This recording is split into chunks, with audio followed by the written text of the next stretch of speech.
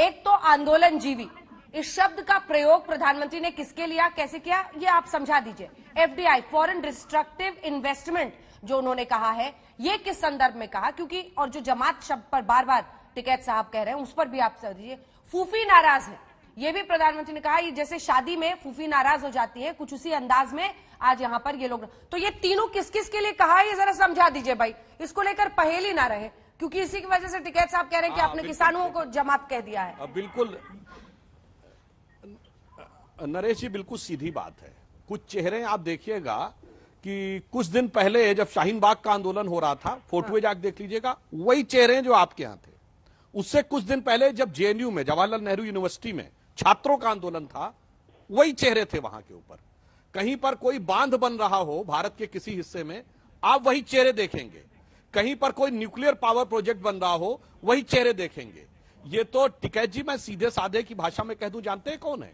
धुम धुम धड़म धड़ैया रे, सबसे बड़े लड़ैया रे, हर जगह लड़ने के लिए तैयार हैं लाल झंडा उठाकर। उनके लिए कहा गया, आपके लिए नहीं। ये तो कहा गया आपके आंदोलन में तो घुसपैठ कर रहे हैं। मैंने भी उदाहरण दिया, खड़ी लहलाती फसल देख के घुसने की कोशिश कर रहे हैं।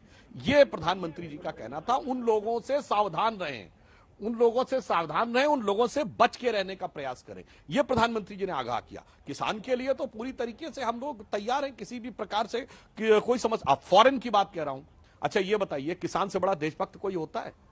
अरे अगर माटी को मां मानता है, वो भावना ही किसान से शुरू होती है। हमारे धर्म ग्रंथों में जब पंडित आके पूजा कराता तो क्या कहता? ग्राम देवताभ्यो नमः।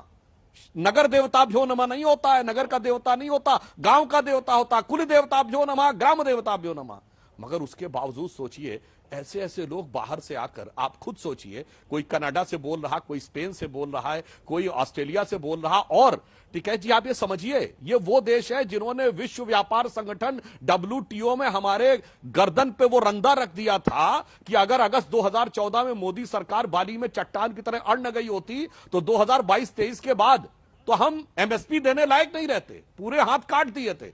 और वो देश आके जब समर्थन करते हैं और बाकायदा उनकी एक योजना गलती से आ जाती है सामने, जैसे होता ना कि छुपा हुआ पत्र सामने, उसमें है ये करना है, इसके बाद वो करना है। 26 जनवरी का पूरा प्लान था।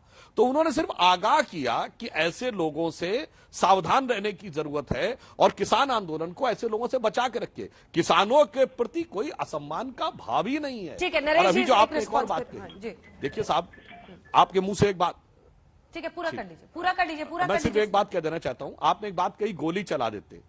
हाँ वही बात जनाब, यही तो वो चाहते थे कि गोली चला दे, ताकि फिर वो जो पूरा उनका टूल किट तैयार था वो हो हल्ला करता। हमने कुछ नहीं किया था। अन्यथा मत लीजिएगा, आपके ही प्रवक्ता और आपके छोटे भाई ने कहा था कि बक्कल उखाड़ देंगे। सरकार ने गोली, एक तरफ आप कह रहे गोली क्यों नहीं चलाई, और इधर आप कह रहे हैं कि आपने बाड़े क्यों। अरे हमने सिर्फ बक्कल गाड़ दिए थे कि उखड़ ना पाए, और कुछ नहीं किया था। किसान के प्रति पूर्ण सम्मान समर्पण है, क्योंकि अगर हम भारत माता की जय बोलते हैं तो वेदों के जमाने से माता भूमि पुत्रो हम पृथिव्या को अगर आज कोई जी के दिखाता है तो किसान ही दिखाता है। और उसी का बेटा फौज पे जाके लड़ता है, और जब वो बेटे मारे जाते हैं तो यही आंदोलन के घुसपैठिए खड़े होकर आपके बेटों को सजा दिलाने के लिए रात में 2 बजे खुलवाते हैं कोर्ट, और ये कहते हैं कि इनको सजा होनी चाहिए। दंतेवाड़ा में 2010 में 100 CRPF के जवान मारे गए थे, सब मजदूर किसान के बेटे थे, तो जश्न मनाया था इन लोगों ने। केवल प्रधानमंत्री ने ऐसे लोगों से सावधान रहने को कहा है, आपके प्रति किसी प्रकार का कोई सम्मान नहीं। ठीक है, टिकैत साहब जैसे ही फिर से जुड़ते हैं, संपर्क अभी कटा है, हम उनके पास चलेंगे। अखिलेश प्रताप सिंह जी को दिखाइए। अखिलेश प्रताप सिंह, ठीक है, एक बार आ गए वो, एक रिएक्शन ले लेते हैं, फिर अखिलेश जी के पास फौरन चलेंगे। नरेश टिकैत साहब, आपने पूरी बात सुनी, और अगर सुनी तो उस पर अपना जवाब दे दीजिए। मैं जवाब दे रहा है, लोग कह रहे लहलाती फसल को देख रहे, हमने तो इन्हें पकी पकाई फसल दे दी। आपके छोटे भाई पर भी वो टिप्पणी कर रहे थे, राकेश टिकैत पर। अध्यक्ष तो आप बन गए, लेकिन लोग कहते हैं कि उनकी खूब चलती है। वो प्रवक्ता के तौर पर उन्होंने जो कह दिया था बक्कल उखाड़ देंगे, उस पर वो टिप्पणी कर रहे थे। नरेश जी, कुछ नहीं, बक्कल का क्या शब्द हो, हमें वही समझ में नहीं आ रहा। ये कुछ नहीं बातचीत है। आप इन्हें किसानों को तरोड़ मरोड़ कर ना पेश करा जाने के, उसमें किसान सीधे साधे किसान हम ज्यादा नहीं जानते ना। हमने ये नु कह रहे ना कि लहलाती फसल जो विपक्ष वाले इन्हें दिख रही, हमने तो इन्हें फसल पकी पकाई दे दी। और क्या चाहे, प्रधानमंत्री बना दिए, सब पूर्ण बहुमत की सरकार होगी, और क्या क्या क्या है, हमें वो समझ में नहीं आ रहा। किसानों का पंडा छोड़ दो अपना बातचीत मान के।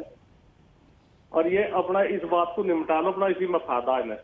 ये ज्यादा उसमें तरह तरह की इनकी जो बात है, ये गोली की तरह ना लगे किसानों का, गोली की तरह तो लगे ये बात जो जिस तरह की बात। एक और नवा कर देगा तो जमात है, जमात का पता है गांवों में कहेगा देखो जमात का लग जाएगा ना पता क्या हो जमात। ये किसानों के मान सम्मान को जो ठेस लग रही पहुंचान, ये हाथ जोड़ कर बात करे किसानों का, बस इसी में भलाई है। हाथ जोड़ कर बात करे, बेइज्जती ना करे। जमात क्यों कह दिया उन्होंने, उसमें ऐसी बात है इतनी बेइज्जती। सुधांशु जी एक जवाब जल्दी से दीजिए, फिर मैं जाऊंगी अखिलेश जी के पास। केवल एक वाक्य है टिकैत जी, मैं विनम्रता से पूछता हूं, आपने चक्का जाम कल किया था, चार राज्य बता दीजिए जहां पे चक्का जाम सफल रहा हो। विपक्ष के 1 दर्जन राज्य हैं इस देश में, वहां नहीं सफल हो पाया। ममता जी के बंगाल में हमारे राष्ट्रीय अध्यक्ष नड्डा जी की चक्का जाम वाले दिन हुजूम के साथ सभा चल रही थी। इसलिए विचार करिए कितना किसान साथ में, इसीलिए प्रधानमंत्री जी कह रहे हैं पूरे देश के किसान का विचार करिए। वो 86% जिसके पास 2 एकड़ जमीन नहीं है उस पर भी विचार करिए, फिर आप तय करिए। आप गाजियाबाद के किसान का विचार करिए, उत्तर प्रदेश में गाजीपुर देवरिया किसान के बारे में भी सोचिए।